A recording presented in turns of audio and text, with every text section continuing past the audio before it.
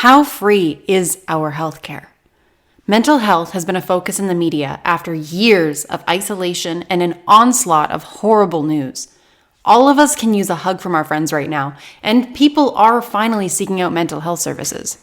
According to a 2018 survey co-sponsored by the National Council for Behavioral Health, 42% do not acquire mental health services due to cost and poor insurance coverage.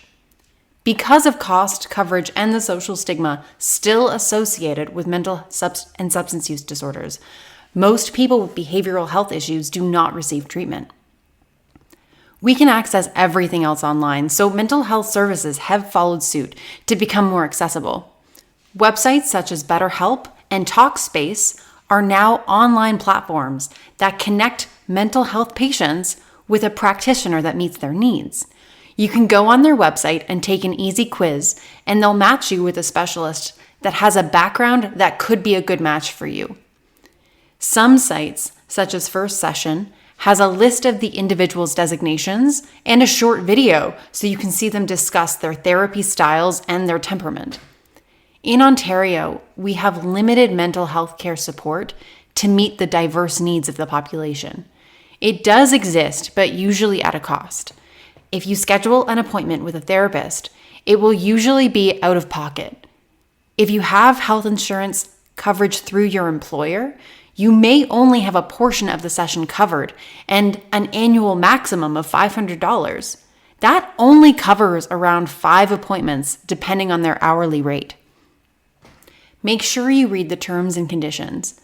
Recently, I learned that my work insurance policy would only cover an online therapy session if the website could confirm the practitioner's designation was valid in my province, and there was a list of specific designations they would accept.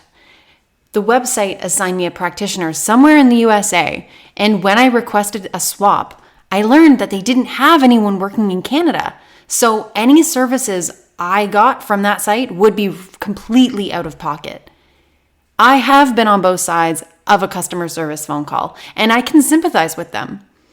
They did not write the contracts, and they do not agree with all the terms and conditions. They didn't sign it. You did. When dealing with finance, healthcare, or insurance, make sure you read the terms and conditions. If you have the right professional advice, it can cost you a few $100s, but it can save you thousands in the long run.